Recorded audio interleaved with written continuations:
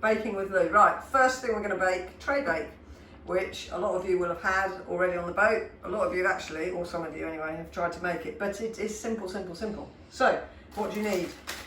Full packet of malted milk biscuits. You need some condensed milk.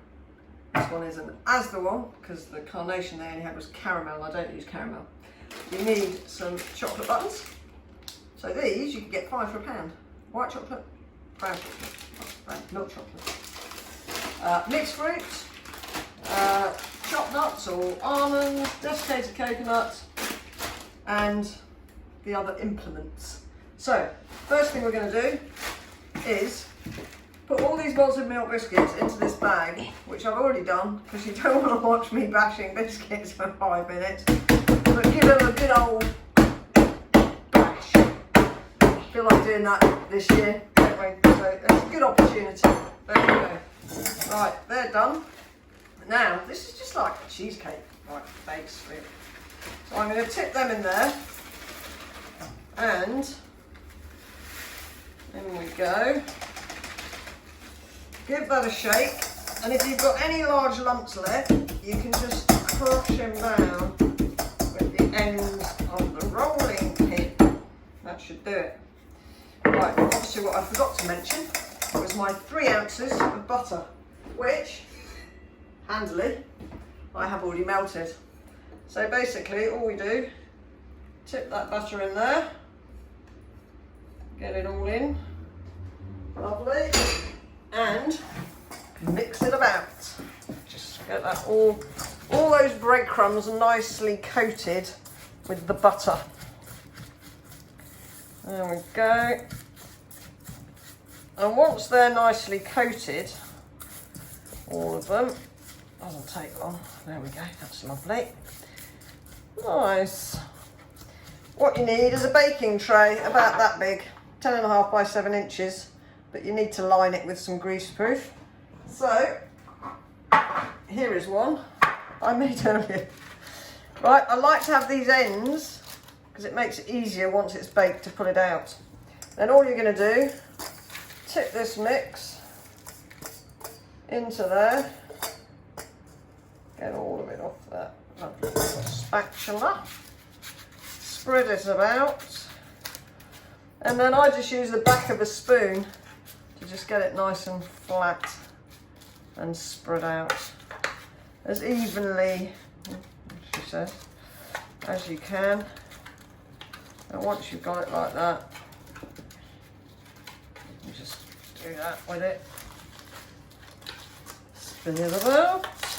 Right, and that is probably the most complex part of this entire tray bake.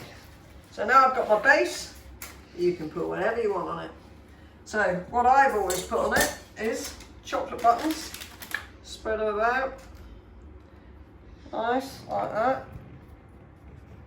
Just like that, really. Then, oh, my handy assistant, that's going to fall in the sink. And then some white chocolate buttons. Again, just spread them out like so, and chuck them on. Now I'm going to use some mixed fruit here. You could use raisins if you prefer, sultanas if you prefer, cranberries I've used before, anything really. And you're just going to put some of this on the top, just sprinkle it about all over. I mean, no, this is actually the only healthy part of this entire process, or ingredients. There we go, that'll do, that's a bit too healthy, too much of it. So that's that. Now I'm going to put almonds, because I do like an almond. I'm just going to sprinkle my almonds on, get them nice all over the whole thing there. Plenty of almonds. There we go. Now I'm going to put a bit of desiccated coconut on there as well. Like so. And then you could, mix nuts, lovely. Anything, again, anything you like really. Could be some walnuts on there. You should put all sorts. So it'd be interesting if anybody makes something different, let me know. And then you simply pour this condensed milk over the top. Try and get it in the edges, but to be honest, it does tend to just flatten itself out, even itself out in the oven. So my handy assistant, when you move that bowl, you move my spatula. In order that, not to worry, that's fine. That should be more than sufficient. Okay, so then this goes in the oven for, oh, here we come with the spatula. It's got biscuit on the back. Okay, we can get the last dregs out of there now. Onto there, nice. Waste not, want not. So this then goes in the oven, literally for like half an hour. Gas mark, I haven't got gas on. At 180 I have. I don't know what gas mark that is. But anyway, this is going to go into my oven, which is over here, and here's what I made earlier. So that can go on there to cool down on the rack. This one will go in for 25 minutes, and with any luck, this is what it'll look like. Now, this is why I like this bit here, because you should just be able to pull that out of there, she says.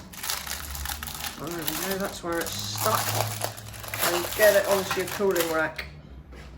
Now the thing with that is, the best thing to do is let that cool a bit, but not totally, because it's much, much easier to cut into whatever size slices you would like while it's still warm.